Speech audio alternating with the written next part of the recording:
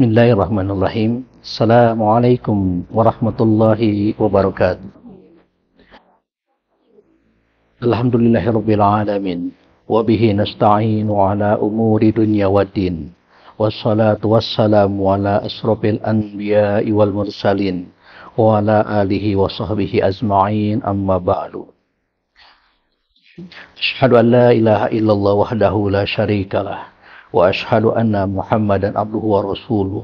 Allahumma salli wa sallim ala sayyidina Muhammadin wa ala alihi wa sahbihi ajma'in, amma ba'du. Hadirin rahimakumullah. Puji dan syukur marilah kita panjatkan kehadirat Allah Subhanahu wa taala atas kudrat, iradat, hidayah dan inayahnya, dan juga atas berbagai macam nikmat yang Allah berikan kepada kita, nikmat kesehatan, nikmat kesempatan yang Allah berikan terutama di bulan suci Ramadan ini. Alhamdulillah. Oleh karena itu kita senantiasa bersyukur atas berbagai macam nikmat yang Allah anugerahkan kepada kita tersebut. Salawat dan salam senantiasa terlimpah curah kepada junjungan kita Nabi besar Muhammad sallallahu alaihi wasallam, para keluarganya, segenap sahabat, para tabi'in, para tabi'ut tabi'in, dan mudah-mudahan sampai pula kepada kita selaku umatnya yang selalu senantiasa mendambakan pertolongan dan syafaatul udmanya nanti di yaumil jaza, yaumil qiyamah. Hadirin rahimakumullah. Kita sudah memasuki bulan suci Ramadan, di mana di bulan ini adalah bulan di mana dilipat gandakan amal ibadah kita kepada Allah Subhanahu wa taala, di mana di bulan ini adalah bulan dilipat gandakannya amal kebaikan kita oleh Allah Subhanahu wa taala, di mana di bulan ini Allah Subhanahu wa taala menyediakan, Allah Subhanahu wa taala menebarkan berkahan rahmat yang begitu banyak untuk orang-orang yang mau mendapatkan rahmat tersebut. Oleh karena itu, di bulan suci Ramadan ini, marilah kita untuk berlomba fastabiqul khairat dalam kebaikan. Berbagai macam fasilitas Allah sediakan kepada kita dalam rangka untuk menggapai serpihan-serpihan rahmat dan keberkahan Allah Subhanahu wa taala yang Allah tebarkan di bulan suci Ramadan ini. Hadirin rahimakumullah. Setiap manusia tentunya saja mereka mengharapkan kebahagiaan baik dunia terlebih nanti kebahagiaan akhirat. Namun perlu kita ketahui bahwasanya bagaimana sih kita akan mengetahui tentang masalah orang-orang yang berbahagia, dan di balik kebahagiaan itu pasti kebalikannya ada orang-orang yang celaka. Maka oleh karena itu pada kesempatan ini insya Allah akan disampaikan tentang masalah tanda-tanda orang yang berbahagia. Di dalam salah satu kitabnya Ibnu Hajar al-Asqalani yang disarah oleh Imam Nawawi al-Bantani dalam sebuah kitabnya, bahwasanya alamatus sa'adah arba'atun, bahwasanya tanda-tanda orang yang bahagia itu ada 4. Yang pertama adalah dzikrud dzunubi al-madiyah. Pertama, tanda orang yang berbahagia itu adalah senantiasa mengingat dosa-dosa yang pernah dia lakukan. Jadi kecil apapun dosa yang dia lakukan, kapanpun dimanapun dia selalu teringat akan perbuatan itu. Kemudian seraya dia terus mohon ampunan kepada Allah Subhanahu wa taala atas kesalahan, atas kehilafan, atas dosa, atas kemaksiatan yang pernah dia lakukan. Terus dia setiap saat, setiap waktu mohon kepada Allah Subhanahu wa taala, dan dia tidak yakin bahwa setiap permintaan itu dikabulkan oleh Allah Subhanahu wa taala, sehingga dia terdorong setiap saat, setiap waktu untuk senantiasa mohon ampunan kepada Allah Subhanahu wa taala atas dosa yang pernah dia lakukan. Itu ciri yang pertama adalah alamatus sa'adah. Yang pertama adalah dzikrud dzunubi al-madiyah. Kemudian ciri yang kedua orang yang berbahagia itu adalah wa nisyanul hasanatil madiyah. Yang kedua adalah melupakan setiap kebaikan-kebaikan yang pernah dia lakukan. Sebesar apapun kebaikan yang pernah dia lakukan, dia lupakan. Karena dia lupakan begitu saja. Hadirin rahimakumullah. Kenapa dia lupakan? Karena tidak ada jaminan dari Allah Subhanahu wa taala untuk diterimanya amal ibadah kita. Tidak ada jaminan untuk diterimanya amal kebaikan kita oleh Allah Subhanahu wa taala. Maka sebesar apapun kebaikan yang dia lakukan, kemudian dia lupakan, karena tadi tidak ada jaminan untuk diterimanya amal ibadah kita kepada Allah Subhanahu wa Ta'ala.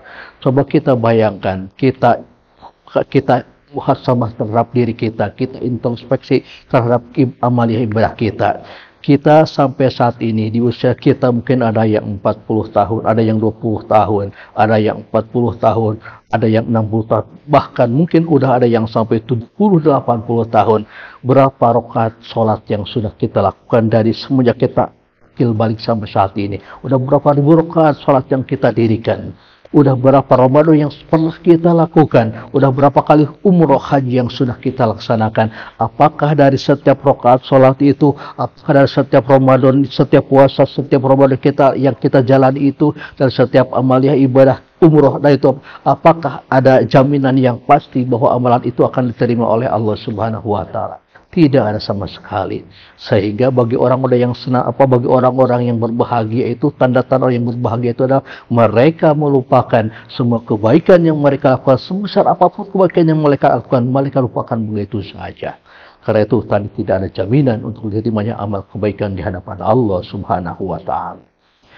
Kemudian ciri yang ketiga adalah wa nadaru ila man fawqahu fi umuril akhir. Mereka akan senantiasa melihat orang yang ada di atasnya, orang yang ada di atasnya dalam urusan akhirat. Jadi mereka orang-orang yang berbahagia itu adalah akan senantiasa mereka melihat orang-orang yang ada di atasnya dalam urusan masalah akhirat. Jadi tatkala mereka melihat orang yang senantiasa rajin tadarus Al-Quran, mereka senantiasa mengingat, melihat para itu, sehingga termotivasi untuk melakukan hal yang sama. Ketika mereka melihat orang-orang yang bersedekah, yang mendermakan harta di jalan Allah Subhanahu wa Ta'ala, kemudian mereka melihat, kemudian terdorong, termotivasi, sehingga dia pun melakukan apa yang dilihatnya. Kemudian tatkala orang lain mereka berlomba-lomba dalam kebaikan, mereka memberikan bantuan, mereka memberikan santunan kepada mereka yang membutuhkan, kepada fakir miskin, orang-orang yang membutuhkan. Kemudian mereka melihatnya, kemudian mereka pun terdorong untuk bisa melakukan amal yang seperti itu. Hadirin rahimakumullah. Jadi ciri yang ketiga adalah alamatus sa'adah itu nadaru ila man fawqahu min umuril akhirah, senantiasa melihat orang yang lebih dari dirinya dalam urusan masalah akhirat. Hadirin rahimakumullah. Dan yang ciri yang ketiga adalah nadaru ila man dunahu min umuri dunia. Dan orang yang berbahagia itu mereka akan senantiasa melihat orang yang ada di bawahnya dalam urusan dunia. Hadirin rahimakumullah. Jadi tatkala ketika kita dianugerahkan rezeki oleh Allah Subhanahu wa Ta'ala, lantas kita tidak memandang kepada orang yang ada di atas kita urusan dunia, karena kalau kita memandang orang yang lebih kaya daripada kita, maka akan terbersit rasa iri dengki, rasa iri hati kepada mereka, dan itu adalah sifat-sifat yang tercela. Tetapi bagi orang-orang yang dianugerahkan hikmah oleh Allah Subhanahu wa Ta'ala, bagi orang-orang yang berbahagia, maka mereka akan senantiasa melihat orang yang ada di bawahnya, sehingga tatkala mereka melihat orang yang ada di bawahnya akan terbersit, akan muncul rasa syukur dalam dirinya atas anugerah Allah yang diberikan kepadanya.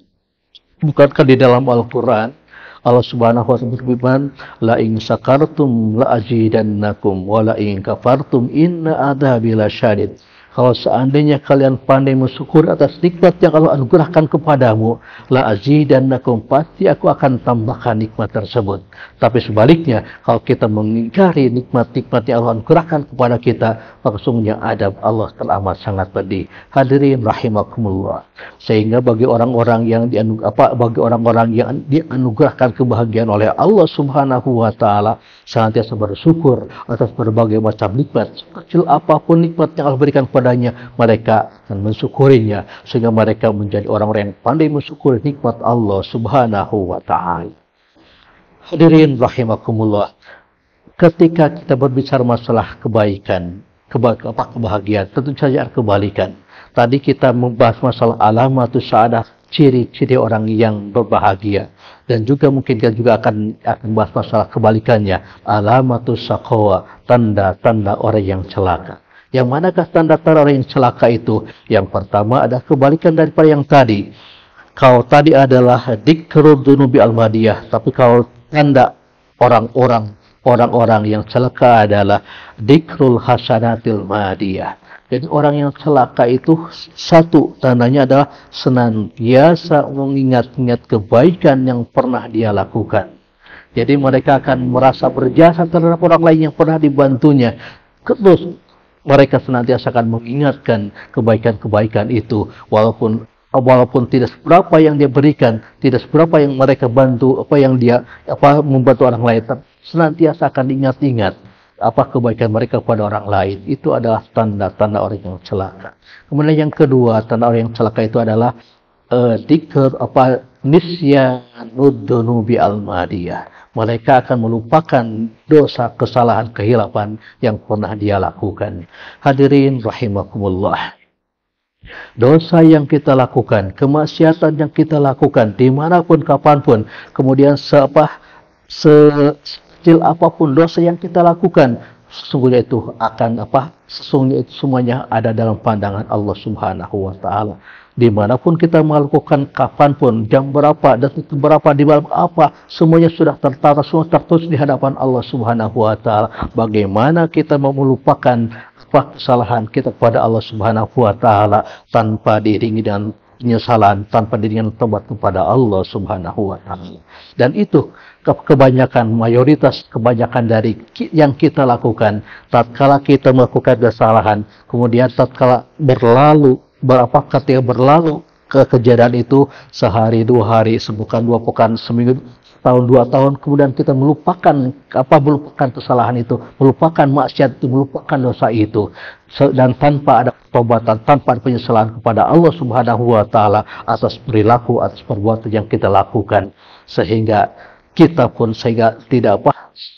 senantiasa kita lepas daripada itu semua. Hadirin rahimakumullah. Oleh karena itu, tanda orang yang celaka tadi adalah senantiasa melupakan dosa yang pernah lakukan. Sementara ciri yang ketiga adalah memandang orang yang lebih tinggi dari dirinya dalam hal urusan dunia. Hadirin rahimakumullah, tatkala kita diberikan rezeki oleh Allah Subhanahu wa Ta'ala berupa kendaraan atau misalkan berupa sepeda, maka dia tidak puas. Maka melihat apa yang lebih atasnya, kok kenapa orang lain punya motor, kita punya sepeda. Dia terus berusaha agar bisa memiliki motor. Ketika sudah memiliki motor, memandang kepada yang lain, kok yang lain ada mobil, punya mobil, dia terus kemudian dia juga pengen punya mobil, terus memandangnya ke atas, sehingga dia tidak pernah bersyukur atas anugerah nikmat yang Allah berikan kepadanya.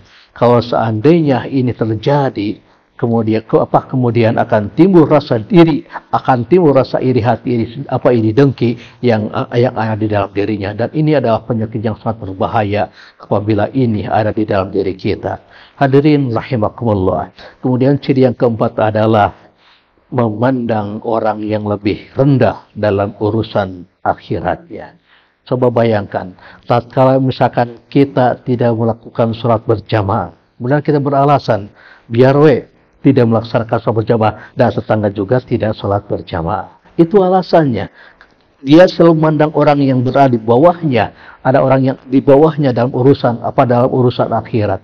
Tatkala orang-orang di masjid, tatkala orang yang lain berlomba-lomba untuk menghatamkan Al-Qur'an, baik lewat acara simak ataupun lain sebagainya, dia malah ada di rumah, dia nonton TV, bahkan dia sibuk dengan HP-nya dan gadgetnya. Kemudian tatkala ditanya, kenapa kalian tidak pergi ke masjid? Kemudian dia beralasan, yang lain juga ada di rumah, mereka juga tidak hadir ke sana. Jadi senantiasa alasannya melihat orang yang ada di bawahnya, dan inilah ada hal yang harus kita jauhi. Hadirin rahimakumullah. Dari tanda-tanda yang tadi, baik itu alamatus sa'adah, tanda-tanda orang yang berbahagia, maupun Alamatus syaqwah, tanda-tanda orang celaka. Mungkin kita bisa bertanya-tanya, ada di golongan kemanakah? Ada yang di bagian manakah kita? Apa sifat-sifat itu? Apakah ada di diri kita? Apakah alamatus sa'adah, tanda-tanda orang yang bahagia itu ada dalam diri kita? Atau bahkan alamatus syaqwah yang ada di dalam diri kita?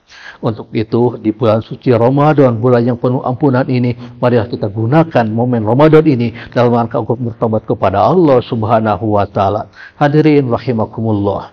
Allah Subhanahu wa taala tidak akan mengampuni dosa begitu saja tanpa kita yang mohon kepada Allah Subhanahu wa taala. Maka di bulan Ramadan ini adalah Ramadan di bulan yang begitu penuh dengan ampunan Allah Subhanahu wa taala. Kita gunakan sebaik-baiknya dalam rangka untuk meningkatkan kualitas ketakwaan kita kepada Allah Subhanahu wa taala, dan terutama untuk dalam ajang untuk membersihkan diri jiwa kita dari noda-noda dosa kepada Allah Subhanahu wa taala. Hadirin rahimakumullah. Mungkin itu yang bisa sampaikan, mudah-mudahan ada hikmah dan manfaatnya untuk kita semua. Akhirul kalam. Assalamualaikum warahmatullahi wabarakatuh.